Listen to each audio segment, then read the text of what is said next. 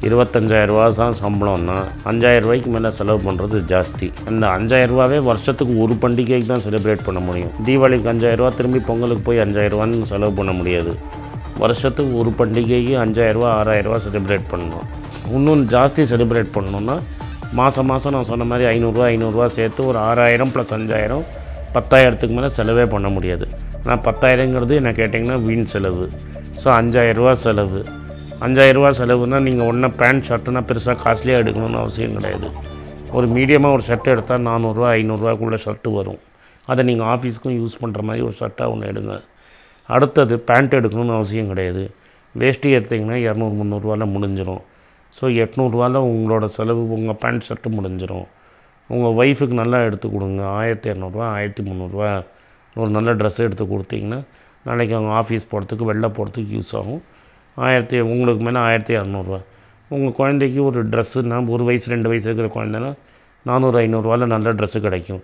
ஏன் குழந்தைக்கு கம்மியாக சொல்கிறேன்னா குழந்தை சீக்கிரம் வளர்ந்துடும். அந்த ட்ரெஸ்ஸு ரொம்ப நாளைக்கு நீங்கள் போட முடியாது. அதனால் அதில் செலவு கம்மியாக பண்ணுங்கள். ஏன்னா வயசாகிடுச்சுன்னா அந்த ட்ரெஸ்ஸு வேஸ்ட்டாக போயிடும். முன்னெல்லாம் வீட்டில் நிறைய பேர் இருப்பாங்க, ஒரு ட்ரெஸ்ஸை இன்னொருத்தர் போடுவாங்க. இப்போ அதெல்லாம் ரொம்ப ஸ்ட்ரிக்டாக பார்க்கறதுனால செலவு எவ்வளோ கம்மியாக வாங்க முடியுமோ அந்த ட்ரெஸ்ஸை வாங்க. ஏன்னா 6 மாதத்தில் ட்ரெஸ் சைஸ் ஃபிட் ஆகலன்னு சொல்ல போடுது. அதனால் இப்போ நீங்கள் ரூ. 5,000 மேலே ட்ரெஸ்ஸு ரூ. 2,300 மேலே ட்ரெஸ்ஸு வாங்கக்கூடாது. அதுக்கப்புறமா இந்த பட்டாசுங்கிறது சின்ன குழந்தை தான். 2 கம்பி மத்தாப்பு 2 இது வச்சு ஒரு 300 முடிச்சிங்கன்னா 2,500 3,000. அன்றைக்கி மெயினாக அதுக்கப்புறம் ஸ்வீட்டு இனிப்புன்னு எல்லாம் சேர்த்து 3 முடிச்சிட்டிங்கன்னா 2,000 பெரிய பட்ஜெட்டு. ரொம்ப நாள் வெளில போயிருக்க மாட்டீங்க. ஒய்ஃபை கூட்டிகிட்டு ஜாலியாக எங்கேயா ஊர் சுற்றத்துக்கு 2,000 வச்சுக்கோங்க. ஏன்னா அதுதான் உங்களுக்கு ஞாபகம் இருக்க போகிறது. நீங்கள் வாங்கின ட்ரெஸ்ஸு எல்லாம் ஞாபகம் இருக்காது.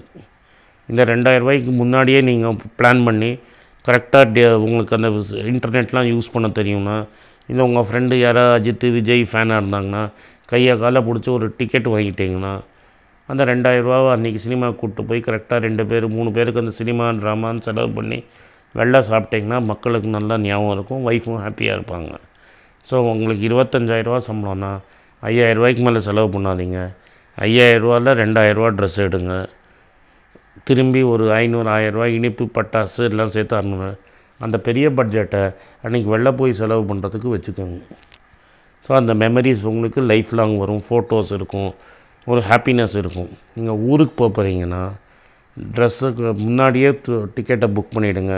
கடைசி நிமிஷத்தில் போட்டு ரூ. 5,000 எல்லா பணத்தையும் டிக்கெட்டுக்கு போட்டுறாதீங்க. அதனால் இதே நீங்கள் ரூ. 40,000 சம்பாதிக்கிறீங்கன்னா 7 8 இன்னும் 2 3,000 போட்டு ரூ. 8,000 செலவழிக்கலாம்.